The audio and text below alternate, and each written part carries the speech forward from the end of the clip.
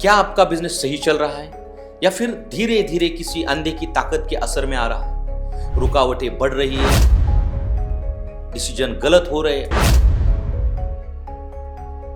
और टीम का कॉन्फ्लिक्ट बढ़ रहा है। तो एक सेकंड रुकिए, क्योंकि आज हम बात करने वाले हैं उस चीज पे जिसे बहुत लोग नजरअंदाज करते हैं, क्रिमिनल एनर्जी और वास्तु।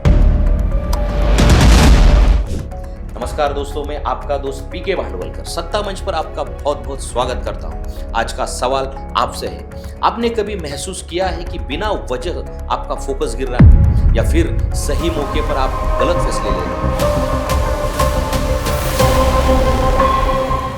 कमेंट में जरूर बताइएगा, क्योंकि आज की चर्चा आपसे जुड़ी हो सकती है। आज हम समझेंगे कि क्या क्रिमिनल एनर्जी सच में आपके बिजनेस को नुकसान पहुंचा सकती है या सिर्फ एक सोच है। और इस रहस्य से पर्दा उठाने के लिए आज हमारे साथ जुड़े हैं भाग्य विधाता के नाम से प्रसिद्ध गुरुजी। तो वीडियो को अंत तक जरूर देखिए, क्योंकि हो सकता है आज आपको अपने बिजनेस की छुपी हुई समस्या का जवाब मिल जाए। तो चलिए शुरू करते हैं। शुरू करने से पहले एक विनती है कि चैनल को सब्सक्राइब कीजिए और बेल आइकन दबाना मत भूलिए।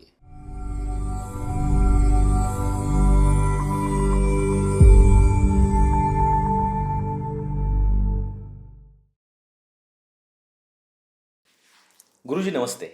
नमस्ते, जय गुरुदेव, ओम स्वामीनाथ। आपका सत्ता मंच व्यासपीठ पर बहुत बहुत स्वागत।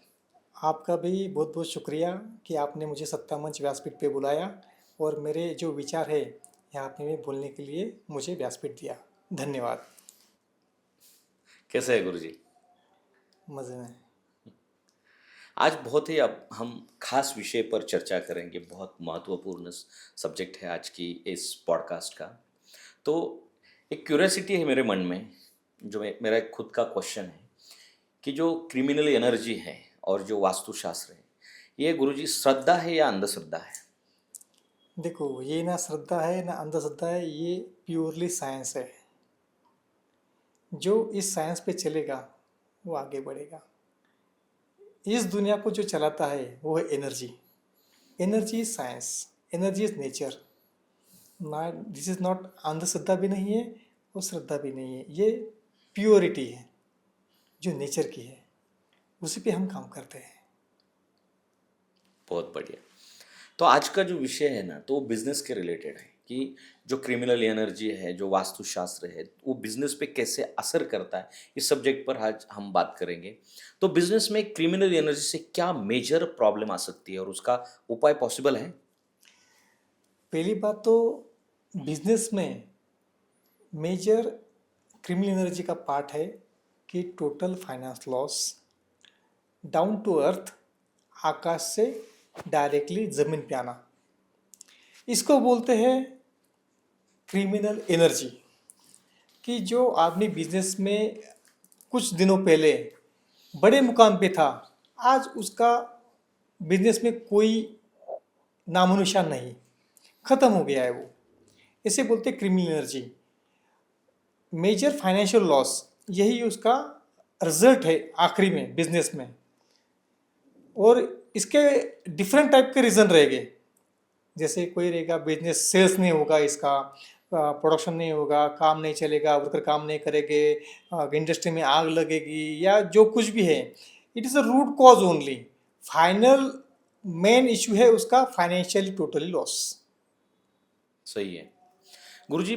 बहुत हम इंडिया में भी देखते हैं, आउट ऑफ इंडिया में भी देखते हैं कि बहुत बड़े बिजनेसमैन होते हैं, एक ऊंचाई पर वो पहुंच जाते हैं, बहुत मेहनत करते हैं, लेकिन कुछ चीज़ें ऐसी हो जाती कि वो अचानक से गिर जाते हैं, बिजनेस खत्म हो जाता है। इसके पीछे क्या है? देखो, मैं अभी कुछ एग्जांपल देता हूँ दो तीन लोगों के। कि इंडिया में 6 नंबर का रिचेस्ट पर्सन है, जो कुछ दिनों पहले एक टॉप मोस्ट लेवल पे था और आज उनको प्रॉपर्टी बेच के उनका बैंक करप्शन निकालना पड़ रहा है। बराबर। सेकेंड चीज़, अभी लास्ट 2 वीक पहले ये BR शेट्टी करके एक बिजनेसमैन है, जो 15,000 करोड़ का लॉस लेके अभी बिजनेस टोटली खत्म हो गया उनका। तीसरा ऐसा नाम लूँगा जो टेलीविज़न के दुनिया में बहुत नाम कमाया था, पर आज उनका नामो निशान पूरे मार्केट में नहीं है। तो इसको बोलते हैं टोटली क्रिमिनल एनर्जी से लॉस होता है। तो ये एनर्जी बनते कैसे है? पहले जो भी चीज़ दुनिया में जो बड़ी होती है उसको दो ही प्लैनेट बोलो एस्ट्रोलॉजी में या एनर्जी बोलो, तो एक होता है राहु, एक होता है शनि। ओके, अगर आप जैसे किसी को फिल्म स्टार बनने का है, किसी को बड़ा फिल्म स्टार है, राजनेता है, बिजनेसमैन है, साधु भी है, तो उसको बनने के लिए राहु लगता है। जैसे राहु इम्प्लीमेंट हो जाएगा तो वैसे ही वो आगे बढ़ते जाएगा। ओके, तो राहु और शनि ये क्या है? पाप प्लैनेट है, उसको पाप ग्रह बोलते हैं। बराबर, अगर वो अपने लाइफ में आएंगे तो सभी चीज़ अच्छी करेंगे ऐसा थोड़ा है। वो उनके भी जो सिम्टम्स है वो डालेगी डेफिनेटली। जैसे साधु जो होते हैं तो वो क्या करते हैं, वो बड़े कब बनते हैं कि वो केतु को एक्टिवेट कर देते हैं। बराबर, केतु मीन्स क्या?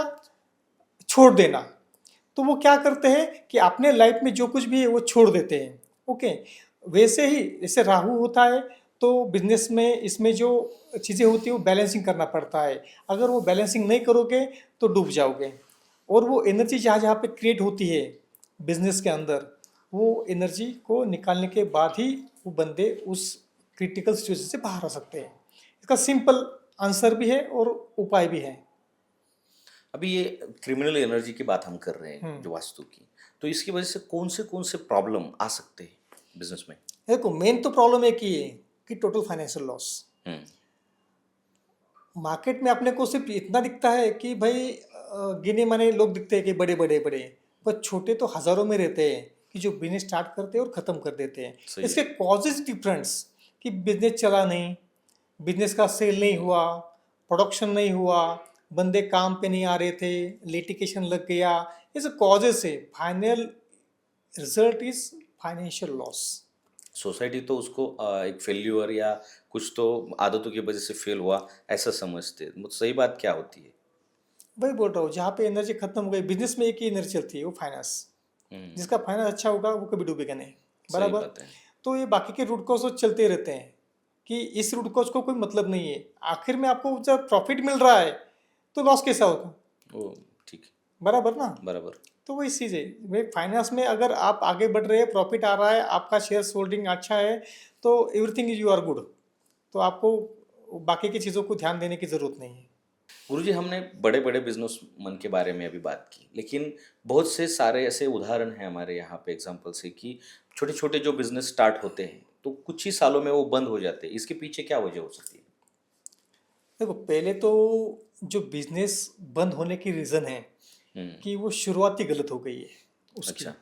तो शुरुआत गलत किस लिए हो गई है कि पहले कि अभी भाग्य विधाता कैसे उसका कंसल्टेशन करता है, मैं आपको बोलता हूँ। तो हम किसी भी का बिजनेस करते हैं तो पहले क्या करते हैं कि भाई उसकी एस्ट्रोलॉजी बिजनेस के लिए अच्छी है या बुरी है। ओके, सेकेंड चीज़ कि एस्ट्रोलॉजी ओके है, ओके, तो किस बिजनेस के लिए है, यानी कि उसने कौन सा बिजनेस करना चाहिए। ओके, थर्ड इज क्या होता है कि बिजनेस में दो पार्ट आते हैं, एक सर्विस इंडस्ट्री, एक होता है मैन्युफैक्चरिंग। अगर सर्विस इंडस्ट्री वाला मैन्युफैक्चरिंग में जाएगा तो वो डूब जाएगा। सही बात है। ओके, और मैन्युफैक्चरिंग वाला सर्विस इंडस्ट्री में आएगा तो उसके चांसेस कम रहते हैं। तो ये पहली बात हो गई, अगर एस्ट्रोलॉजी वाइज ओके हो गया। सेकेंड चीज़ क्या होता है कि उनके जो बोलते हैं क्रीम एनर्जी बोलते हैं, क्या उसे पितर यानी कि प्रीवियस बोलते हैं, जो परिवारों से अपने को गिफ्ट में आता है, जो बैड पॉइंट गिफ्ट में आता है, वो कौन सी एनर्जी उसमें चांडाल पितृदोष बोलते हैं, स्त्री दोष बोलते हैं, चांडाल दोष बोलते हैं, पिशाच दोष बोलते हैं। ये जो दोष होते हैं ये अगर उनके इसमें रहते हैं तो हम उसको वहीं पे काट देते हैं, को वही को उनका शुरू से निकल के उनको ओके कर देते हैं। सेकेंड चीज़ होती है कि जहाँ पे वो कंस्ट्रक्शन करने वाले हैं तो वहाँ पे हम वास्तु के हिसाब से कौन सी चीज़ कहाँ पे होनी चाहिए, कैसे ग्रोथ आएगी, उनकी जो ग्रोथ हर 2 साल के अंदर डबल कैसे हो जाएगी, हम उस पर काम करते हैं और उसको सिस्टमेटिक बनाते हैं। अभी इसमें 3 या 4 पार्ट में काम होता है। पहली होते है कि उसका बेसमेंट कैसा होना चाहिए, अंडरग्राउंड कैसा होना चाहिए, कहाँ पे होना चाहिए। सेकेंड चीज़ क्या होता है कि अगर वो ग्राउंड के ऊपर आ गया कंस्ट्रक्शन, तो कंस्ट्रक्शन की शुरुआत कहाँ से होगी, एंड कहाँ पे होगा। थर्ड चीज़ क्या होगा कि इंटीरियर और एक्सटीरियर जो भी कुछ काम होगा उस पर काम करते हैं। और लास्ट में जैसे कुछ फर्नीचर रहेगा, वो जो रहता है कार्टन बेटन जो रहते हैं उस पर भी हम काम करते हैं, कहाँ पे पेड़ लगाने चाहिए, कहाँ पे पौधे लगाने चाहिए, कहाँ पे गार्डन होना चाहिए, हम उस पर काम करते हैं। उसके बाद अब आते हैं हम कि कंपनी के नाम के ऊपर, कंपनी का नाम बैनर कैसा होना चाहिए, बोर्ड कैसा होना चाहिए, कंपनी का मोबाइल नंबर पे कौन से डिजिट का मोबाइल नंबर होना चाहिए, कौन से कलर कॉम्बिनेशन होनी चाहिए। तो ये हमारे पूरे एस्ट्रोलॉजी, क्रिमिनोलॉजी, वास्तु और न्यूमरोलॉजी, ये चारों एक साथ लेके हम उसको बेस्ट वास्तु बनाते हैं कि जो हर 1-2 साल के अंदर बिजनेस को डबल कर दे। और आज तक हमने जिन जिन लोगों की एनर्जी करेक्शन या वास्तु किया है न्यू कंपनीज का, वो डेफिनेटली उनकी ग्रोथ बहुत हो गई है। हर 2 साल में उनकी ग्रोथ डबल ही होती है। गुरुजी, आप बोल रहे हैं कि जब बिजनेस स्टार्ट करना है, कोई स्टार्टअप चालू करना है, कि उसके पहले ये सब चीज़ें चेक करनी चाहिए, देखनी चाहिए, वास्तु देखना चाहिए, एनर्जी देखनी चाहिए। पर लेकिन मेरा एक सवाल है कि बिजनेस आइडिया पे शुरू होता है। बराबर। हाँ, कुछ स्टार्टअप होते हैं क्योंकि पैशन पे शुरू होता है, हम्म। कुछ यूनिक चीज़ों पे शुरू होता है। हम्म। अगर एनर्जी उसकी निगेटिव निकली और उसकी आइडिया सही है, तो ये क्या एनर्जी काम कर नहीं सकती आपकी? नहीं कर सकती, क्योंकि वो बंदा उस एनर्जी के लिए बना ही नहीं, इसीलिए फेल होते हैं। इसीलिए फेल होते हैं। ओके। जो चीज, जो एनर्जी उस बंदे में है और उसको सपोर्ट करने के लिए जो एनर्जी क्रिएट हो रही है उसकी इंडस्ट्री की या जो कुछ भी उसका प्लान है, अगर वो प्लानिंग और एनर्जी मैच हो गई तो वो बहुत ग्रोथ करेगा। और वो प्लानिंग और उसकी एनर्जी टोटली नेगेटिव या एनिमीज रह गए तो टोटली उसको बैड हैबिट में, वो बैड में चला जाएगा और वो टोटली फाइनेंशियल लॉस हो जाएगा। गुरुजी, ये जो बैड एनर्जी, इसको कैसे आइडेंटिफाई करते हैं? देखो, बैड एनर्जी मीन्स क्या होता है कि जिंदगी में स्ट्रगल, रुकावट, ग्रोथ नहीं होना, ये डिफरेंट टाइप के होते हैं कि हर काम में कुछ ना कुछ दिक्कत आना, इसको बोलते हैं क्रिमी एनर्जी, इसको बोलते हैं बैड एनर्जी। तो वही जो दिक्कत है वो हम उसको निकालने का प्रयास करते हैं। अभी देखो गुरुजी, आमतौर पर देखा जाता है तो कहीं कंस्ट्रक्शन करते वक्त, जब कंपनी का कुछ स्टार्टअप होटल्स का करते हैं, तो उसमें सोना, चांदी और कुछ क्रिस्टल उसमें डाल दिए जाते हैं, उस मिट्टी में या फाउंडेशन में। ऐसा क्यों किया जाता है? पहली बात तो एक है कि आप मेरा मुझे ये बताइए कि ये सोना, चांदी और क्रिस्टल डालना सही है गलत? ये पहला सवाल, इसका आंसर मुझे दीजिए। ये देखो, मैं अभी इसको सही या गलत नहीं, मैं आपको रीजन बोल दूंगा, साइंस बोल दूंगा, आप उसको सही और गलत आप ही सोचो कि क्या है। पहली चीज, भूमि का कैरेक्टरिस्टिक क्या है कि भूमि क्या करती है। भूमि का एक ही काम है कि जो भी उसके अंदर आएगा वो डिस्पोज करने का। ओके। ओके। और सेकंड चीज़ है, जो भी आप अगर आप बोलते हो कि अगर भूमि में कोई दाना डालते हैं तो वो यानी कि बीज उगता है, तो बीज उगने के लिए आप पानी भी डालना पड़ेगा ना। बराबर। ओके। तो वही उगेगा, अदरवाइज पानी डालेगा तो वो डिस्पोज हो जाएगा। बराबर। तो अगर धरती माँ का, भूमि का कैरेक्टरिस्टिक वही है कि वहाँ पे जो भी जाएगा वो डिस्पोज हो जाएगा। तो आप सोना डालो, चांदी डालो, क्रिस्टल डालो, तो उसकी एनर्जी कहाँ से आएगी? मैं तो ये मानता हूँ। मतलब आप, जब आपके पास कोई बंदा आता है कि बिजनेस स्टार्ट करना है, तो आप क्या सजेस्ट करते हैं कि सोना चांदी डालो? अरे उससे क्या होगा? अरे आपने देखा होगा जहाँ पे सोना मिलता है, जहाँ पे लोग रहते हैं, उनकी हालत तो बहुत बेहतर, बुरी रहती है। तो वही बात तो वो बोलो कि जिस एरिया में जो पूरा सोना है, टन की टन सोना है, बराबर ना, जहाँ पे सोने की खान होती है वहां पे तो सब गरीबी लोग रहते हैं। कौन सा अमीर लोग रहता है वहां पे? वहां तो एनर्जी कितनी बड़ी होनी चाहिए। फिर जहाँ पे हीरे मिलते हैं, जहाँ पे सोना मिलता है, जहाँ पे चांदी मिलती है, वहां पे तो आप देखोगे जंगल रहेगा, आदिवासी लोग रहते होंगे, उनके जीवन में क्या ग्रोथ है? मतलब आपके कहने का मतलब ये है कि जब ये सोना चांदी और कुछ धातु डालने से कुछ नहीं होता है। हाँ, जो एनर्जी अपने को डायरेक्टली इम्पैक्ट करती है वही अपने को एनर्जी एक्सचेंज करती है। अगर साइंस को ध्यान में रख के अगर हम सोचेंगे तो पूरे मिट्टी में, पत्थरों में, ये धरती में कुछ ना कुछ मेटल है। तो मिट्टी से हम लेते हैं और फिर मिट्टी को इतना सा देंगे तो कुछ रिजल्ट आएगा क्या? वही तो बोल रहा हूँ मैं। अगर सब कुछ मिट्टी से ही आता है तो वहाँ पे एनर्जी अच्छी होनी चाहिए ना। पर सोना चांदी डालने से सच में रिजल्ट आता है तो मुझे तो नहीं लग रहा। हम्म, देखो, जो डालते होगे, आई डोंट नो वो किस लिए डालते हैं, पर जो साइंस है, मैं आपको साइंस बोल रहा हूँ कि ये एक्चुअली प्योर रीज़न है कि भाई इस वजह से उसका कुछ इम्पैक्ट आता नहीं। जैसे एक बात बोलता हूँ, सूरज की धूप आ रही है, आपको डायरेक्टली इम्पैक्ट कर रही है, ओके। जैसे बोलते हैं ना, आपकी कैल्शियम डी बढ़ रहा है, हम्म, क्योंकि क्या है, आपके ऊपर बढ़ रही है, ओके। हम्म, तो डायरेक्टली आएगी तो आपके ऊपर इम्पैक्ट करेगी। सेकेंड चीज़, आपको वही घर में जाकर रख दिया आपको, वो डायरेक्टली सूरज की किरणें आपके पास नहीं पहुँचती, तो एनर्जी आपको मिलेगी। नहीं मिलेगी। ये सब वही का वही ना, जो एनर्जी आपको सामने दिखती है, जो इम्पैक्ट करती है, वही एनर्जी ट्रांसफर होती है। ओके। जो दिखती नहीं वो कहाँ से ट्रांसफर होगी? एनर्जी का रूल ही वही है, ट्रांसफर होना, एक्सचेंज होना। वो खत्म नहीं होती कभी एनर्जी। हाँ, ट्रांसफर हो जाती है। आप मिट्टी में गाड़ देंगे तो एनर्जी कहाँ से ट्रांसफर होगी? अभी मुझे एक आपसे जानना है कि जब ये मिस्टिक एनर्जी का कुछ आप जो करते हैं शुरुआत में, तो इसके कुछ फायदे होते हैं या नहीं? जिस मतलब कंस्ट्रक्शन हो या कुछ ऐसी चीजें हो जो जो फायदा दे उस बिजनेसमैन को, ऐसा क्या है उसमें? ये देखो, माइस्टिक एनर्जी भी क्या बोलते हैं कि ये बोलते हैं कि उसे आध्यात्मिक एनर्जी बोलते हैं, कुछ गूढ़ विद्या बोलते हैं। इस डिफरेंट टाइप में उसका नाम है। माइस्टिक एनर्जी में ये क्या, कि जो एनर्जी नेचर देता है आदमी को बढ़ने के लिए, जैसे सूरज अगर रोशनी देता है तो फल पौधे आदमी सब यहाँ पे बढ़ते हैं, बराबर है ना? बराबर है। तो उसको बोलते हैं माइस्टिक एनर्जी। वैसे ही एनर्जी की कुछ सिम्टम्स हैं, जैसे कुछ कलर कॉम्बिनेशन है, कुछ लाइट से, कुछ मेटल से, वो कुछ एनर्जी क्रिएट कर देते हैं, माइस्टिक एनर्जी। और माइस्टिक एनर्जी में क्या होता है कि कभी कभी कोई डायरेक्शन होती है, कुछ जगह होती है, उसको हम क्रिएट करने के बाद वो एनर्जी आप डेफिनेटली क्रिएट हो जाती है और उस आदमी के लिए वो ग्रोथ क्रिया कर देती है। तो माइस्टिक एनर्जी में सेकंड पॉइंट क्या है, चीज़ क्या है कि वो बॉडी में भी आदमी को पॉजिटिवनेस क्रिएट देती है, उसको बराबर। हेल्थ अच्छी कर देती है, उसके विचार अच्छे कर देते हैं, घर में सबके विचार अच्छे कर देते हैं। तो झगड़ा कैसे कैसे होगा? सबके विचार अगर पॉजिटिव रहेंगे तो झगड़ा होता नहीं, अगर किसी का नेगेटिव होता है तो झगड़ा होता है। तो बीवी का और जो मियाँ बीवी का होता है उसमें भी एनर्जी काम करती है नहीं नहीं नहीं, एक्चुअली उसमें एस्ट्रोलॉजी काम करती है।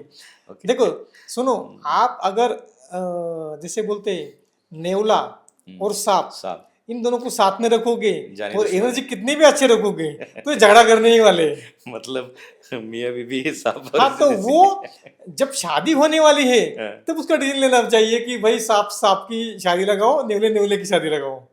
अभी देखो, हम तो बहुत बार देखते हैं कि रिलेशन जब शादी के पहले का होता है तो बहुत अच्छा होता है, उनकी शादी हो जाती तब क्यों बिगड़ता नहीं है? नहीं नहीं, शादी hmm, is a transfer from one energy to another energy.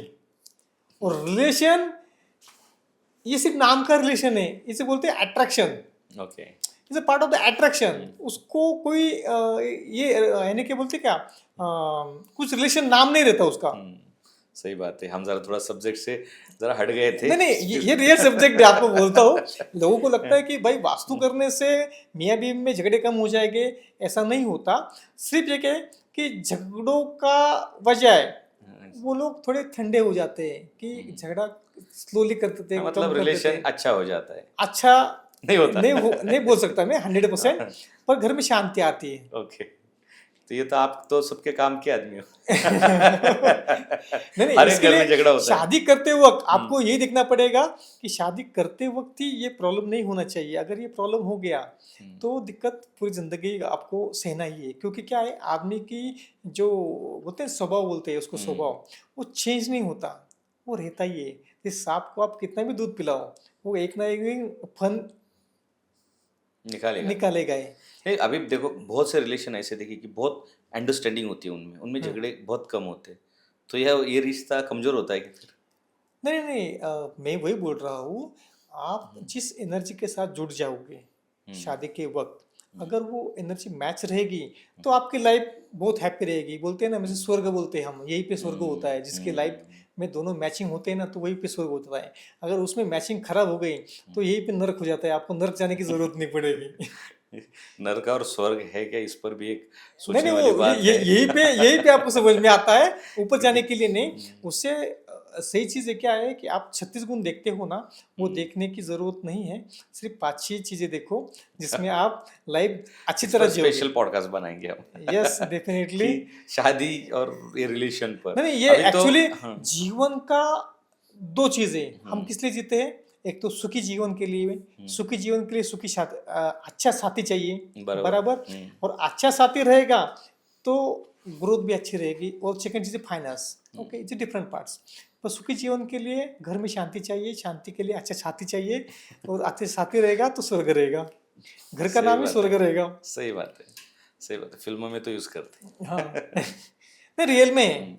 जिसके घर में आपने देखा होगा ना, जिसकी वाइफ मियाँ बीवी बहुत अच्छे रहेंगे ना, वो घर में बहुत अच्छा महसूस होता है, फील होता है, आपको अपने को अच्छा लगता है जाने के लिए। ऐसा क्यों होता है कि भाई उसके घर में कोई बैड चीज़ रहती नहीं, प्यार मोहब्बत बढ़ता है। वही है। सही बात है। चलो हमारे टॉपिक पे आ जाते हैं अभी।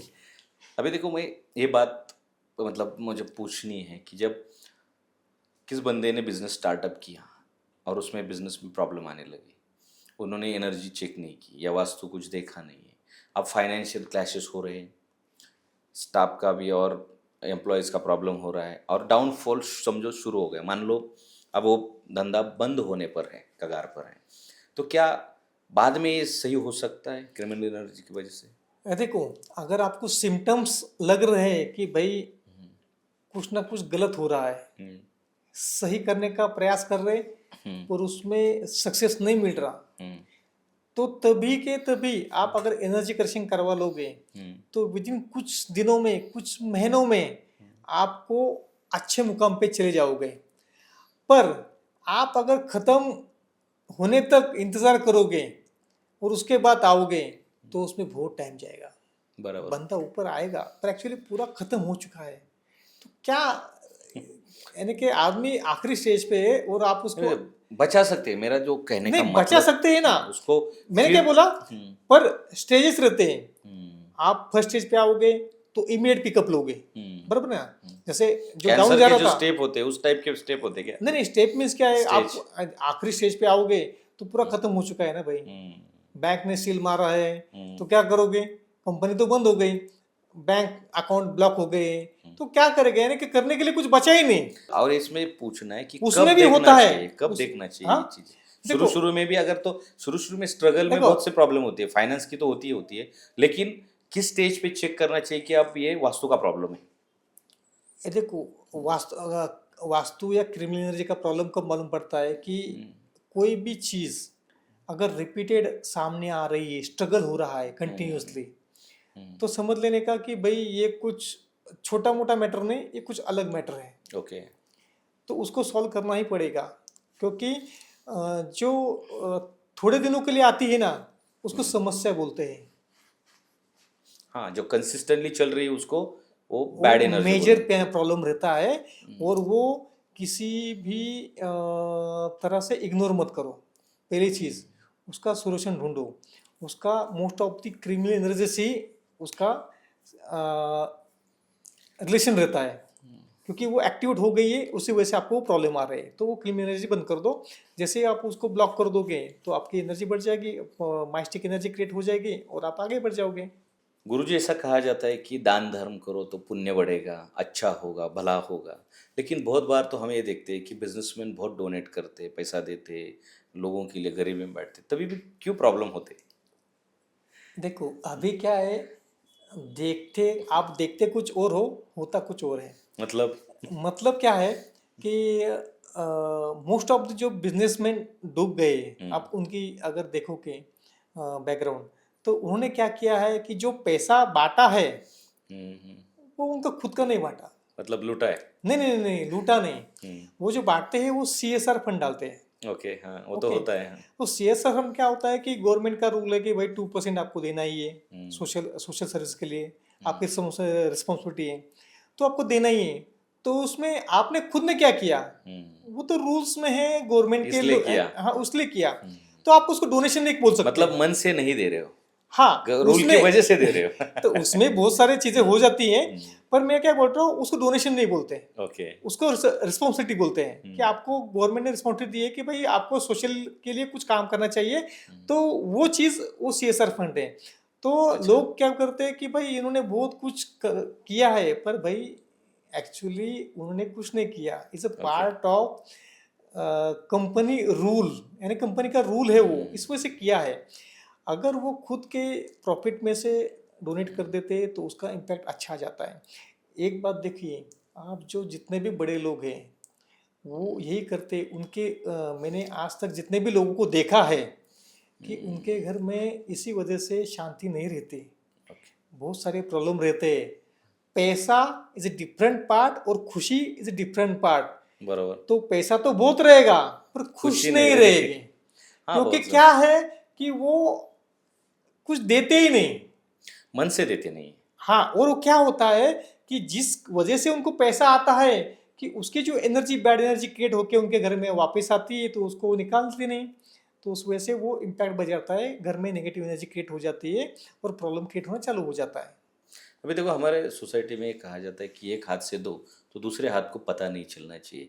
लेकिन जब ये लोग देते हैं ना, हम्म। तो वो दिखावा करते हैं बहुत, उसकी मतलब सोशल मीडिया पे ज़्यादा पब्लिसिटी करते, स्टंट करते। ये क्या चीज़ है? नहीं, एक वो हर एक का अलग अलग मायने रहता है कि अगर कोई फोटोग्राफी या कुछ भी करता होगा तो कभी कोई रूल में रहेगा कि भाई गवर्नमेंट बोलता होगा कि आप जो देते होगे हमें दिखाना पड़ता है, ओके, कंपनी का रहेगा तो।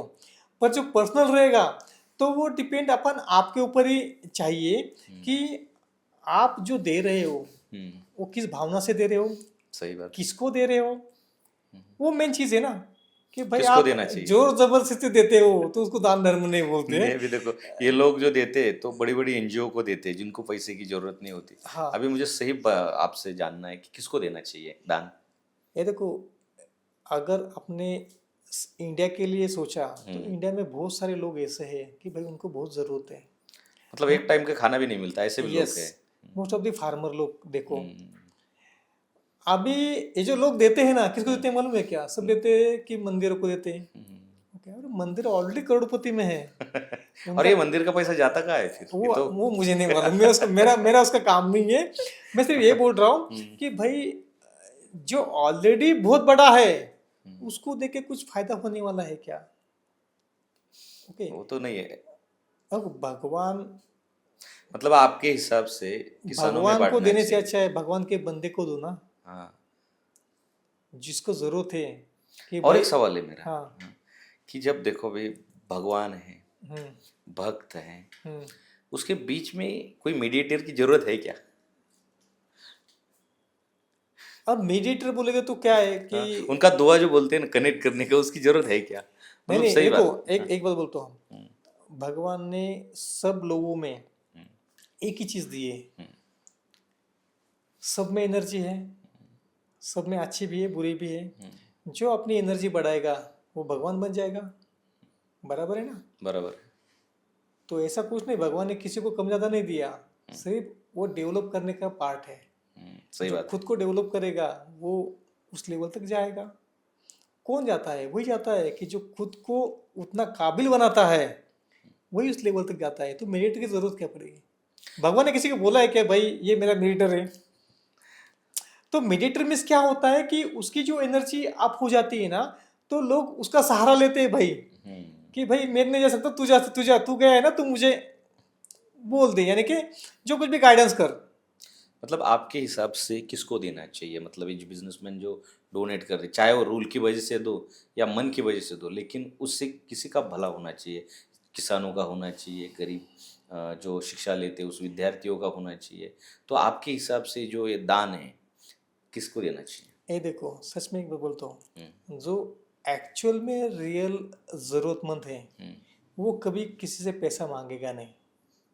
आपने देखा है कभी कभी फार्मर ने कोई कहीं पे गया, भाई मुझे पैसा दो पैसा दो? नहीं, ऐसा तो नहीं हुआ कभी। क्यों नहीं मैंने मांगता? नहीं देखा। स्वाभिमान है उनके पास। हाँ, तो वही बोलता हूँ, जो भी जरूरतमंद है वो कुछ भी काम करेगा, कचरा उठाएगा, भंगार उठाएगा, कुछ भी करेगा, भीख नहीं मांगेगा। सही बात है। हम क्या करते हैं? भिखारी को पैसा देते हैं हम्म। उससे कुछ फायदा होता ही नहीं भाई। वो तो भिखारियों के अकाउंट करोड़ों में। हाँ, भिखारी इज अ प्रोफेशन। हाँ, हाँ, ये तो प्रोफेशन हो गया अभी हाँ, आज के टाइम। जो रियल में जो बंदा है, जो जरूरतमंद है, वो कभी भीख नहीं मांगेगा भाई। सही बात है। जो भीख नहीं मांगता ना, वो जरूरतमंद है। और लोग बिना कपड़े के घूमते हैं पर किसी से कपड़ा नहीं मांगते, हम्म, उसको बोलते जरूरतमंद। भूखे रहते हैं पर किसी से मांगते नहीं, भाई मेरे पास पैसा नहीं है, नहीं मांगते, उसको बोलते जरूरतमंद। सुसाइड कर लेते हैं किसान लेकिन हाथ नहीं फैलाते। तो वही बोलते हैं, उसको जरूरतमंद बोलते हैं। तो हमारे समाज में यही सोचना चाहिए कि भाई हम उनके लिए कुछ करें जो नहीं मांगते। सही बात है। तो ये चीज़ होनी चाहिए, उसको बोलते हैं ज़रूरतमंद। तो जो इंडस्ट्रियलिस्ट है, उन्होंने उनके लिए कुछ करना चाहिए। दिखावे के लिए कुछ नहीं करो, दिखावे से कुछ नहीं होता। ना उसका अच्छा फीडबैक मिलता है, ना अच्छी एनर्जी क्रिएट होती है, ना कुछ भी नहीं। तो जिसका रिजल्ट ही जीरो है, वो क्या करके फायदा है। सही बात है। गुरुजी, आप अब कंस्ट्रक्शन में बहुत काम करते हैं, मतलब ये वास्तु और क्रिमिनल एनर्जी में आपका क्या अनुभव रहा, कुछ एग्जांपल दे सकते हैं? देखो, अभी एक एग्जांपल देता हूँ। एक इंडिया का बहुत जाना माना नाम नहीं लूँगा मैं, बहुत बड़ा कंस्ट्रक्शन का काम करते हैं। अभी उनकी मोस्ट ऑफ दी, अगर महाराष्ट्र में देखो, कम से कम 150 से 200 साइट चालू है। क्या बात कर रहे हैं, हाँ, इतना बड़ा है? हाँ। पर उसकी एक बात बोलता हूँ कि उनकी 80% साइट जो चलती है ना, वो बहुत स्ट्रगल में चलती है। और उसमें भी कुछ साल वो बंद पड़ती है। उसमें भी फिर क्या, उसमें 50% साइड है ना, 6 महीने के लिए बंद पड़ेगी, 1 साल के लिए बंद पड़ेगी, 2 साल के लिए बंद पड़ेगी, उसके बाद वापस वो रिचेंज होगी, वापस वो एक्टिव हो जाएगी, वो चालू हो जाएगी। अब बोलो, इतना बड़ा कंस्ट्रक्शन बिल्डर है, इतने बड़े, यानी कि इंडिया में टॉपेस्ट 3-4 में रहेगा, तो फिर भी इतना पैसा होने के बाद भी उसकी एनर्जी इतनी खराब है कि भाई उसको वन शॉट में वो काम करने नहीं देते। मैंने एक उनके साइड पे गया था, तो जैसे मैंने देखा कि भाई ये साइड, तो मैंने उनको क्या बोला कि भाई ये साइड तो बनेगी ही नहीं बोलते, बिल्डर के पास बहुत पैसा है। मैंने बनाओ भाई, मैं एक काम करता हूँ, बॉन्ड पेपर लेके आओ, बॉन्ड पेपर लिख दूंगा ये साइड बनेगा नहीं। आप चाहे तो कितना भी चेक करो, मुंबई की एक साइड है, मैंने उनको बोला था कि भाई ये साइड बनेगी नहीं, आप चैलेंज ले लो मेरे से, बना के दिखाओ। फिर बन गई या नहीं? अभी तक तूने, मैंने अभी बॉन्ड पेपर पे बोला, मैंने बॉन्ड पेपर पे लिख के देता हूँ कि ये साइड बनेगी नहीं, तो आप उसमें कितना ही पैसा डालो, जब तक बनेगी तब उसको याद आएगा कि भाई ये साइड तोड़ दो। इलीगल थी? नहीं, इलीगल नहीं, साइड इज ओके, सब ओके, कोई दिक्कत नहीं, पूरा सेल भी हो गया साइड का। जितना वजह क्या थी उसके पीछे जो आपने इतना कॉन्फिडेंट बोला? वहां पे ऐसी एनर्जी क्रिएट हुई है ना कि उसका बिगर इलाज करते हुए वो साइड बनेगी ही नहीं। आप चाहे इंडिया का टॉपेस्ट बिल्डर हो, टॉपेस्ट पैसे वाला हो, क्योंकि एनर्जी का कोई मालिक नहीं, एनर्जी खुद मालिक है। सही बात है। और उसको आप किसी भी कीमत में ये नहीं कर सकते, उसका इलाज करो, फिर वो साइड ओके हो जाएगा। मैं आपको लिख के, तो आपको दिखेगा भी थोड़े दिनों में, कुछ सालों में, अभी तो सालों नहीं, वो साइड चालू होके बहुत साल हो गए, तो वो साइड चलते चलते कितने टाइम जाएगा मुझे मालूम नहीं, पर वो साइड वैसे भी ये हो जाएगी। गुरुजी, मैंने कुछ ऐसे एग्जाम्पल भी देखे हैं कि जो बहुत मानते हैं इस एनर्जी को, एस्ट्रोलॉजी को, और उसके हिसाब से जब बिजनेस शुरू करना होता है तो पूरा देख के करते हैं, पूरा सोच के करते हैं, तो फिर भी उनका बिजनेस क्यों ख़त्म हो जाता है, वो फेल क्यों हो जाते हैं? देखिए, पहली तो बात क्या है कि मोस्ट ऑफ दी, आप जिनको भी दिखाया, आई डोंट नो किसको दिखाया है, पर उसमें क्या होता है कि बहुत सारे लोगों को आधा अधूरा ज्ञान सबसे घातक होता है।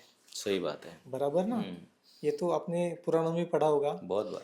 कि मेन चीज़ क्या होता है कि भाई हम क्या करते हैं कि मार्केट में बहुत लोग चालू है, यानी बहुत चालू है भाई, इसका वायरल बहुत हो रहा है, तो उसको यूज़ करके वो चालू कर देते हैं। मेन चीज़ क्या होती है कि जो आदमी जो बिजनेस स्टार्ट करने वाला है या क्या है, तो उसकी पास्ट लाइफ कोई नहीं दिखता, ओके, उसका परिवार का लाइफ कोई नहीं दिखता। जो मैंने बोला ना, कुछ एनर्जी ऐसी रहती है कि नेक्स्ट 8 यानी कि 8 पीढ़ियाँ चलती है आगे। सर वो 8 पीढ़ी चलने वाला है तो उसको ब्रेक करना पड़ेगा ना। हम्म, अगर नहीं करोगे तो कभी ना कभी तो वो आएगा ही। वो बिना ब्रेक करके वो चलते हैं डेफिनेटली। जिसमें जो दोष होते हैं, स्त्री दोष, पिशाच दोष, पितृदोष, चांडाल दोष, वो जो कुछ भी दोष रहते हैं वो निकालना पड़ेगा। वो नहीं निकालोगे तो वो कहीं ना कहीं तो बाहर निकलेगी ही। सही बात है। ओके, वास्तु में मैंने ऐसे देखा है कि लोग बहुत सारी वास्तु कर देते हैं पर बाद में क्या होता है कि वो एक्चुअली ब्लड में भी रहता है आदमी के। जो जो बैड नेगेटिव एनर्जी रहती है, क्रिमिनल एनर्जी रहती है, वो ब्लड में चली जाती है। तो ब्लड में चले जाने के बाद वो कहीं ना कहीं तो भी इम्पैक्ट करेगी। यानी कि आज मैंने कंपनी चालू कर दी, ओके बहुत अच्छी चालू है, 2 साल में बहुत ग्रोथ किया। 2 साल के बाद कुछ आइडिया आ गई, मैंने कुछ अलग कर दिया और उसमें वो क्रिमिनल एनर्जी वापस क्रिएट हो गई, तो वो इम्पैक्ट करेगी। ऐसा कभी नहीं होता कि भाई अगर उनके परिवार से वो एनर्जी आ रही है तो डेफिनेटली वो बाहर आएगी ही आएगी। तो उसके वजह से क्या होता है, मेन चीज़ क्या होती है कि 95% लोगों को वास्तु आती ही नहीं। आती नहीं, मैं वो नहीं बोलूँगा, 100% नहीं आती। लेकिन अब ये देखो, एक बिजनेसमैन है, उसको तो पता नहीं है, तो वो कैसे पहचाने कि वो आदमी को, नहीं जो अभी गुरुजी को, कि इसको कुछ नहीं आता है, तो ये पॉसिबल है? देखो हर किसी की एनर्जी जैसे नेगेटिव एनर्जी को पकड़ती है।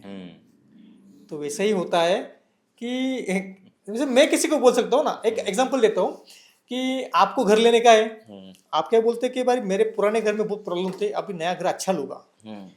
आप 100 घर देखते हैं, मार्केट में जाके बहुत अच्छे घर देखते हैं, पर आपको एक घर अच्छा लगता है। वो घर दूसरे बाकी के घरों से बहुत यानी कि इतना अच्छा नहीं है, फिर भी वो आपको अच्छा लगता है क्योंकि आपकी वो एनर्जी ये एनर्जी मैच हो गई। वैसे ही होता है, जो आपकी खुद की एनर्जी रहेगी आपको वैसा ही बंदा आपको मिलेगा जो आपको, और वो आपको वैसे ही एनर्जी आपको क्रिएट करेगा जो आपके माइंड में है। 99% वही होता है कि जो चीज़ आपको बना के देने की है, आपके माइंड में है, आपके नेगेटिव एनर्जी पॉजिटिव एनर्जी जो कुछ भी है, पूरी तो पूरी नेगेटिव नहीं रहती, उसमें पॉजिटिव भी रहती है। जो कुछ भी आपकी जो एनर्जी है वही को वही उसका मतलब ब्लू प्रिंट वो बना के देता है और आपको लगता है हाँ बहुत अच्छी है। बाद में बोलते हैं यार क्या किया क्या, मतलब बहुत दिक्कत आ रही है। अभी देखो, और एक चीज है जो लोग बोलते हैं कि अपने एस्ट्रोलॉजी में कि राजयोग है, लेकिन राजयोग तो कभी आता ही नहीं। ये देखो राजयोग, हम्म, अभी मैंने बहुत सारे लोगों के देखता हूँ कि भाई सर इसके आदमी तो भंगार उठा रहा है। सर वो मेरे पास आता है, बोलता है भंगार मीन्स वो मेरे पास आता है कि भाई मेरी बर्थडे है सर, मुझे बहुत प्रॉब्लम है, देखो मेरा बहुत बीमार पड़ता हूँ। मैं देखता हूँ भाई इसका तो राजयोग है भाई। तो मेरे केस में मैंने बहुत लोगों के देखे हैं कि भाई राजयोग है पर वो जिंदगी में बहुत परेशान है। तो ऐसा क्या हो जाता है, मेन चीज़ क्या होती है कि राजयोग बनने के लिए आपको राजयोग बनने वाली एनर्जी भी चाहिए। ओके। वो एनर्जी कहाँ पे क्रिएट हो जाती है, तो एनर्जी आपके घर में क्रिएट हो जाती है। वो अगर एनर्जी क्रिएट हो जाती है, मैं बोलता हूँ घर में कितने लोग रहते हैं, घर में कितने लोग रहते हैं? मेरे नहीं किसी के घर में शायद तीन चार तीन तो चार होते लोग हैं, रहते कम से हैं। कम तीन ओके, चार तो होते हैं। आपकी राजयोग है, हम्म, ओके, तो आप ही आगे जाएंगे। हम्म, ओके बराबर ना। पर आपका बैड है, ओके बैड है, दोनों एग्जांपल लेता हूँ, अच्छा है बुरा। आपका अच्छा हो गया तो घर वालों का सबका अच्छा हो जाएगा, बराबर। बराबर ना। तो ऐसा कैसे हो गया भाई, राजयोग तो आपको ही है, बाकी सबको भी राजयोग आ गया ना, उनके इसमें तो नहीं है। बराबर। How it's possible? एग्जाम्पल बराबर है ना कि भाई एक ही आदमी है जो इंडिया में टॉप मोस्ट बिजनेसमैन है, बाकी के इसमें राजयोग है ही नहीं।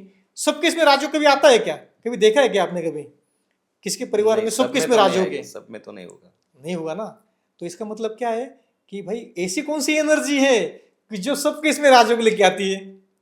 और सेकंड एग्जांपल लेता हूं, अगर घर में किसी जो कमा रहा है बंदा, उसका एक्सीडेंट हो जाता है, उसका बैड योग रहेगा, ओके, तो वो बैड योग होने के बाद सब पे इम्पैक्ट पड़ जाता है भाई। बाकी के एस्ट्रोलॉजी में या उसमें उनके इसमें कुछ नहीं ना।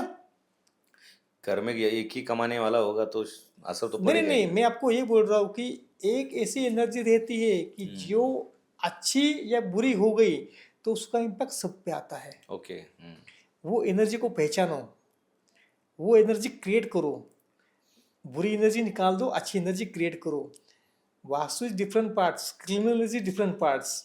अगर घर में किसी को कैंसर हो जाता है तो बंदे को, एक ही बंदे को कैंसर हुआ है पर पूरा घर परेशान रहता है, सही बात है।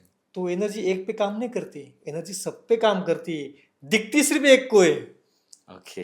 लोग क्या बोलेंगे, भाई इसको कैंसर हुआ है तो इसकी एनर्जी खराब है। यार भाई इसकी एनर्जी नहीं भाई, सबकी एनर्जी खराब है, चेक कर, इसका बैंक बैलेंस खत्म है, उसका वो प्रॉब्लम है, उसका ये प्रॉब्लम है, और ये परेशानी, रात को सोता नहीं, क्योंकि इनकी बराबर है ना। घर में बहुत एक से भी प्रॉब्लम बीमार आदमी रहेगा तो सबको परेशान रहती है। इसका मतलब क्या है, एनर्जी सब पे इम्पैक्ट करती है, किसी पे ज्यादा, किसी से कम। गुरुजी, एस्ट्रोलॉजी का उपाय करने के बाद आदमी का प्रॉब्लम सॉल्व हो जाता है? देखो, अभी मैं किसी को गलत नहीं बोल सकता, हम्म। सिर्फ मेरा एक्सपीरियंस शेयर करता हूँ कि मैंने आज तक बहुत लोगों को देखा है कि भाई एस्ट्रोलॉजी के पास जाते हैं, प्रॉब्लम बोलते हैं, एस्ट्रोलॉजी कुछ पूजा पाठ बोलता है, करता है, तो उससे 95% लोगों को इम्पैक्ट मैंने नहीं देखा है। मतलब रिजल्ट बहुत कम है।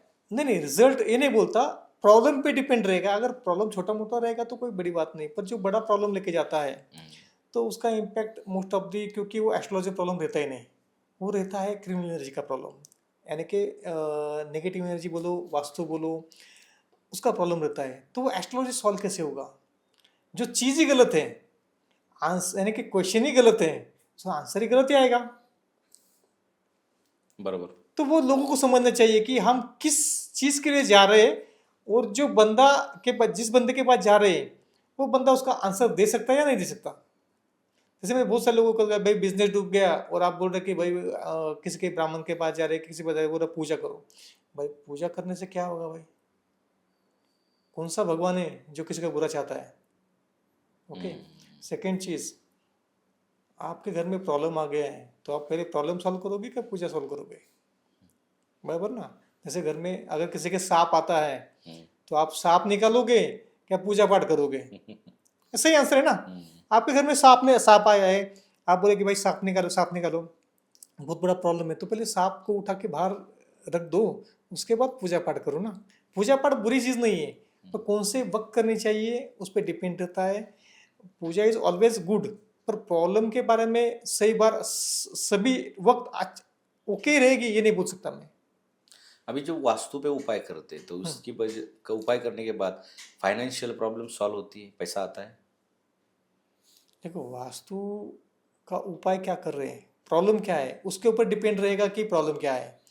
देखो, वास्तु का प्रॉब्लम जब आता है और उपाय करते हैं तो उसका आता है, पर क्रिमिनल एनर्जी का जब प्रॉब्लम आता है और अपने वास्तु का इम्पैक्ट करते हैं, उपाय करते हैं, तो उससे सॉल्व नहीं होगा। डिफरेंट टाइप डिफरेंट उपाय जैसे होता है, ऐसे बोलता हूँ कि कई कई बार दो दो उपाय करने पड़ते हैं। जैसे कभी इस कुछ क्रिटिकल प्रॉब्लम रहेगा तो उसमें हम वास्तु का भी एनर्जी करेक्शन करवाते हैं, क्रिमिनल एनर्जी का भी करेक्शन करवाते हैं, और पूजा पाठ भी करवाते हैं, पर बराबर। सीक्वेंस अलग रहता है।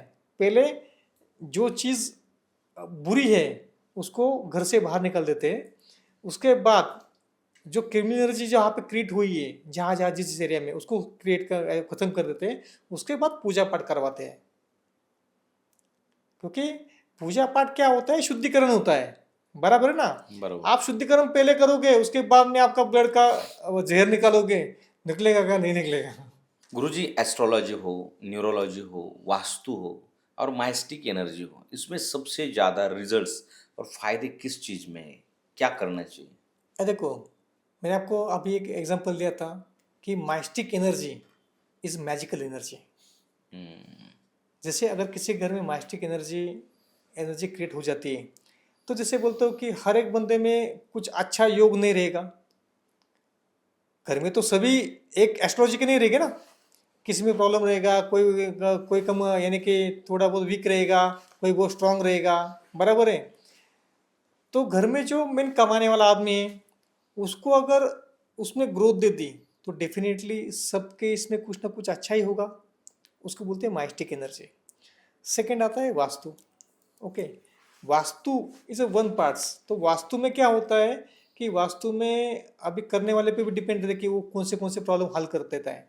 अगर वो भी अच्छा कर देगा तो उसका इम्पैक्ट भी सबको आएगा। ओके, डेफिनेटली एस्ट्रोलॉजी का जो इम्पैक्ट है वो पर्सनल पे आता है, पर्सनल लेवल पे आता है। ओके, जैसे मैंने आपका एस्ट्रोलॉजी चेक किया, एस्ट्रोलॉजी का कुछ रहेगा तो रेमेडी कर दिया आपका, तो इंडिविजुअल आएगा। ओके, थर्ड चीज़ आती है न्यूमरोलॉजी। न्यूमरोलॉजी में मोस्ट ऑफ द मैं दो ही चीज़ मानता हूँ, एक तो है आदमी का नाम और दूसरा है उसका कॉन्टैक्ट डिटेल जो भी रहेगा, नाम और उसके बर्थ डेट। ये तीनों चीज़ मानता हूँ, अदरवाइज मैं किसी चीज़ को ये नहीं करता। गाड़ी नंबर भी होते हैं ना लोगों के? हाँ, गाड़ी नंबर ही बोलता हूँ ना मैं, जैसे बोलता हूँ आइडेंटिटी में, जैसे कॉन्टैक्ट, जैसे गाड़ी से कॉन्टैक्ट आ रहा है ना कि आपकी गाड़ी कौन सी है, तो उसको कॉन्टैक्ट नंबर बोलते हैं, गाड़ी नंबर भी बोलते हैं उसको। जैसे आपका मोबाइल नंबर रहने दो, गाड़ी का नंबर रहने दो, आपका अकाउंट का नंबर नहीं कंसिडर करते क्योंकि उसको में कुछ आपने हाथ में रहता नहीं। तो ये दो तीन चीज़ें, एक आपका नाम, अगर बिजनेस रहेगा तो बिजनेस का नाम, बिजनेस का कलर कोडिंग कौन सा होना चाहिए, क्या होना चाहिए जिससे आपको ग्रोथ मिले वो, मोबाइल नंबर, और मोस्ट ऑफ दी आपकी बर्थ डेट के रिलेटेड जो कुछ भी इशू है, अदरवाइज बाकी इसके अलावा मैं बाकी कुछ न्यूमरोलॉजी में दिखता नहीं, कुछ ज़रूरत ही नहीं, उसका कुछ फ़ायदा मुझे नहीं लगता आज तक किसी को हुआ है, या मैंने किसी को उपाय बताने के बाद भी कुछ भी रिजल्ट नहीं आते उसके। तो ये तीन चार चीज़ें मैं न्यूमरोलॉजी में देखता हूँ। तो most of the mystic energy is best. अगर किसी को रिजल्ट देने का है तो माइस्टिक एनर्जी और वास्तु दोनों क्रिएट करो। आदमी की ग्रोथ, बोलते हैं ना, मैं हमेशा बोलता हूँ, सुख शांति और समृद्धि जहाँ पे रहती है वहाँ पे माइस्टिक एनर्जी के वजह से ही रहती है। ज़्यादा बिजनेस हो और ज़्यादा प्रॉफिट रहे, ज़्यादा पैसा है, इसके लिए क्या करना चाहिए? वही तो बोला मैं, माइस्टिक एनर्जी में क्या होता है कि आप नेचर हेल्प करता है आपको, आपको आगे बढ़ने के लिए। तो नेचर अगर आपको सपोर्ट करता है तो नेचर हमेशा खुशी देता है। अगर आप खुश है तो आपका परिवार सबसे मिला जुला हुआ है, बराबर ना। जिसका परिवार मिला जुला है वो आगे ही बढ़ेगा। सिंपल चीज़ें। जो माइस्टिक एनर्जी है, माइस्टिक मीन्स नेचर ने जो क्रिएट की है, और नेचर में जो एनर्जी है वो अगर पॉजिटिव वे में आप लेके आओगे, उसको साथ चलोगे, तो आपको मंजिल दूर नहीं। वो ग्रोथ की रहने दो, खुशी आपके रहने दो, या रिलेशन के रहने दो, वो आपके सबके रिलेशन अच्छे रहेंगे, घर के भी रहेंगे और बाहर के भी रहेंगे। इसीलिए अच्छी एनर्जी में रखो। आपने पुराने ज़माने में देखा होगा ना, पुराने ज़माने में जो लोग थे उनकी एनर्जी अच्छी, बहुत अच्छी थी एनर्जी, तो वहाँ पे बहुत लोग मिलजुल कर देते हैं। पैसा कम था पर खुशी बहुत थी, बराबर ना। सेकेंड चीज़ बोलता हूँ, एग्जाम्पल देता हूँ कि पुराने ज़माने में बीमारियाँ भी कम थी। आप बोलोगे भाई ऐसा कैसे है, भाई उसका कुछ लेन देन है ही नहीं। अभी क्या है, अभी अपने पास बहुत सारा पैसा भी है, फिर भी अपने पास दुख ही ज़्यादा है। सही बात है। पर घर में नहीं जमता। मियाँ बीवी तो अलग बात है, घर में किसी का नहीं जमता। सास उसका नहीं जमता, यानी कि बहू सास बहू का नहीं जमता, बच्चे का और माँ का नहीं जमता, बहुत प्रॉब्लम है ना। और आप लास्ट इसमें जाओगे, जनरेशन में जाओगे, यानी कि 20-25 साल पीछे जाओगे, तो वहाँ पे तो एक घर में तो पूरा पूरा परिवार रहता था। परिवार कितने का, 25 लोगों का, 30 लोगों का। घर में 6-6 परिवार एक जगह रहते थे, फिर भी कोई ज़्यादा मेजर इशू नहीं थे। एवरीथिंग इज हैप्पी, ना कुछ बीमारी थी, ना कुछ रिलेशन इशू था, ना कुछ ऐसा था, बराबर ना। तो हैप्पी था, उसके लिए एनर्जी अच्छी चाहिए। ओके गुरुजी, बहुत अच्छी चर्चा रही आज के पॉडकास्ट में। आपने बहुत सारा हमें गाइडेंस किया। अब एक लास्ट सवाल मैं आपसे पूछना चाहता हूँ कि जब किसी बंदे को बिजनेस स्टार्ट करना है तो क्या टिप्स देंगे उसके लिए कि उसके बिजनेस में दिक्कत ना आए, फाइनेंशियल क्लैशेस ना आए, और बहुत बरकत हो, बहुत अच्छा हो, और बड़ी मतलब बड़े मुकाम पर हो जाए, इसके लिए क्या टिप्स दोगे ऑडियंस के लिए हमारे? देखिए, अभी मैं भाग्य विधाता का जो काम करने का तरीका है मैं आपको बोल देता हूँ। भाग्य विधाता क्या करता है कि भाई जो भी बंदा बिजनेस कर रहा है, तो हम क्या करते हैं कि पहले उसकी एस्ट्रोलॉजी पूरी चेक करते हैं। एस्ट्रोलॉजी चेक करने के बाद उसमें अगर जो कुछ भी बिजनेस करने का उसका फ़ायदा रहेगा, हम बोलते हैं कि भाई ये बिजनेस करने के बाद तुझे ये फ़ायदा होगा। अगर वो बंदा बोलता है कि जैसे वो सर्विस इंडस्ट्री रहने दो या मैन्युफैक्चरिंग रहने दो, हम उसको बोलते हैं कि भाई तुम्हारा मैन्युफैक्चरिंग में योग नहीं है, तुम्हारा सर्विस इंडस्ट्री में अच्छा तुम कमा सकते हो, तो हम उसको गाइडेंस कर देते हैं कि भाई ये बिजनेस अच्छा रहेगा। सेकंड चीज़ क्या करते हैं कि हम उसकी जो कंस्ट्रक्शन है, अगर बिजनेस करने का है तो कंस्ट्रक्शन को बोलते हैं कि भाई किस तरह करने के चाहिए, ग्राउंड लेवल कैसा होना चाहिए, ग्राउंड के ऊपर का जो बैलेंसिंग है वो बैलेंसिंग कैसा होना चाहिए वास्तु के हिसाब से भी और क्रिमिनल के हिसाब से। उनके जो परिवार से उनको जो मटेरियल मिला है, बैड एनर्जी क्रिमिनल एनर्जी बोलते हैं, उसको काट के उसकी फैक्ट्री में आने नहीं देते हम, कि वो आना चाहिए उसमें। सेकंड चीज़ क्या होती है कि बिल्डिंग पूरा होने के बाद उसमें जो मशीनरी रहती है कि मशीनरी कहाँ पे इम्प्लांट होनी चाहिए, कौन सी मशीनरी कहाँ पे चाहिए, डिपेंड अपॉन कि वो कौन सा प्लांट है, बॉटलिंग प्लांट है। हर फैक्ट्री का अलग अलग वास्तु होता है, एनर्जी होता है, तो हम उस हिसाब से वो करते हैं। जैसे कोई फूड फैक्ट्री होने दो, बॉटलिंग प्लांट होने दो, इलेक्ट्रिकल प्लांट होने दो, मेटल प्लांट होने दो, उसके हिसाब से हम उसको एनर्जी डिफाइन करते हैं, कहाँ कहाँ पे कौन सी मशीन इम्प्लांट होगी, कहाँ पे उसको हम रख सकते हैं। सेकंड चीज़ होती है कि भाई इंटीरियर एक्सटीरियर होता है, उसके बाद कैबिन्स होते हैं, कैबिन्स के बाद कौन सा आदमी कहाँ पे बैठना चाहिए वो होता है। सेकंड चीज़ उसके बाद में होता है गार्डनिंग होता है, गार्डनिंग कैसे होना चाहिए।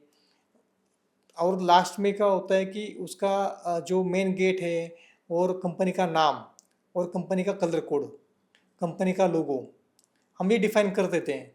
उसके बाद हमारा काम मोस्ट ऑफ दी